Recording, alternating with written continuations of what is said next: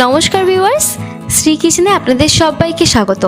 আশা করি আপনারা সকলে ভালো আছেন এবং সুস্থ আছেন। আমার আজকের রেসিপি হলো রাজমা মশালা। এই রাজমা অনেকে অনেকভাবে রান্না করে থাকে। আমি আজ ধাবা স্টাইল রাজমা মশালা আপনাদের সাথে শেয়ার করব।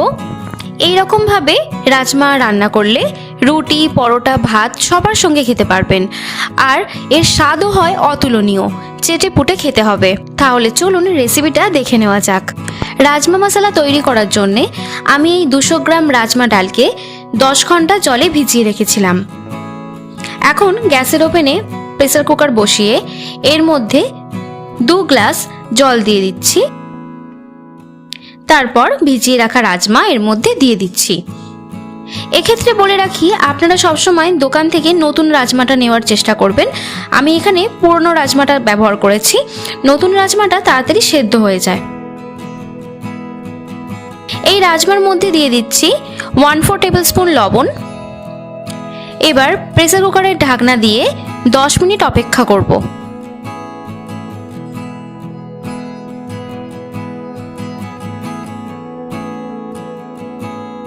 দশ মিনিট পর ফিরে আসছি। দেখুন, প্রেসার কুকারে সিটি দিয়ে দিয়েছে।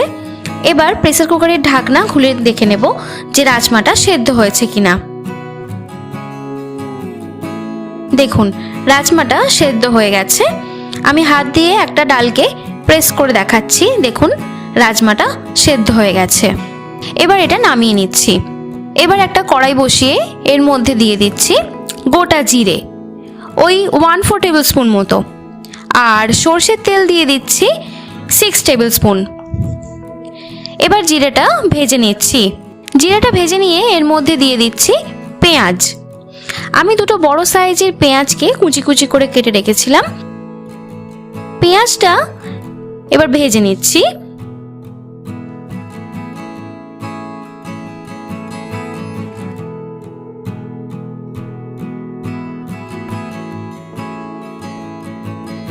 পেঁয়াজটা ভাজতে ভাজতে হালকা ব্রাউন হয়ে গেলে এর মধ্যে দিচ্ছি 2 টেবিল স্পুন আদা রসুনের পেস্ট।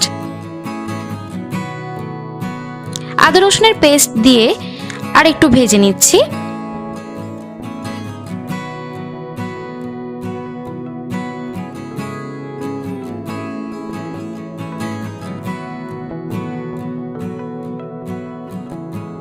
তারপর দিচ্ছি টমেটো পেস্ট।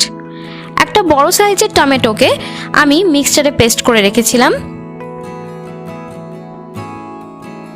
পর দিচ্ছি 1 টেবিল স্পুন ধনে গুঁড়ো, 1 টেবিল স্পুন জিরে গুঁড়ো, 1 টেবিল স্পুন লঙ্কার গুঁড়ো, 1 টেবিল স্পুন হলুদের গুঁড়ো, 1 টেবিল স্পুন লবণ আপনারা স্বাদ মতো দেবেন, 1 টেবিল স্পুন কাশ্মীরি লঙ্কার গুঁড়ো। এখন এই সমস্ত মশলা দিয়ে নেড়ে চেড়ে 2 মিনিট ধরে কষিয়ে নিচ্ছি। এক্ষেত্রে গ্যাসের ফ্লেম রাখতে হবে স্লো।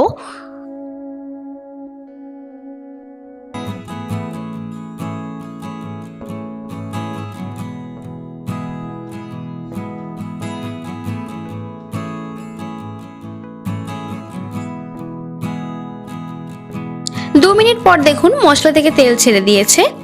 এখন দিচ্ছি গরম মশলার গুঁড়ো 1/4 টেবিল স্পুন।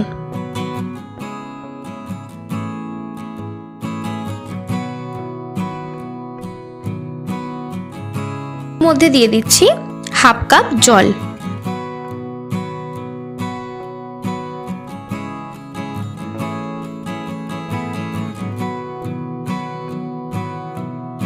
আমি আরো একটু জল এর মধ্যে দিচ্ছি।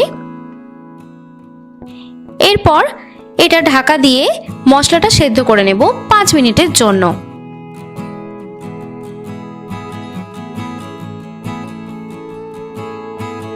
মিনিট পর ঢাকা খুলছি। মশলার একটা সুন্দর স্মেল উঠেছে।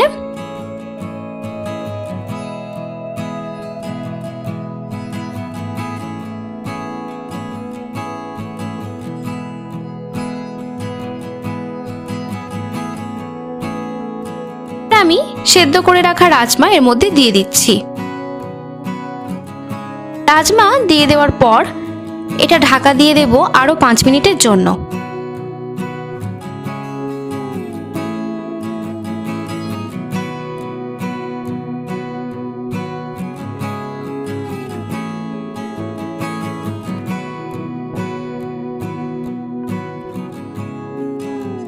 5 মিনিট পর আমি ঢাকা খুলছি।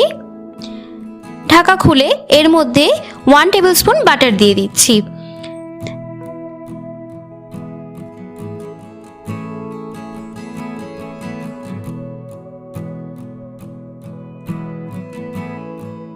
তারপর দিয়ে দেব ধনেপাতা কুচি।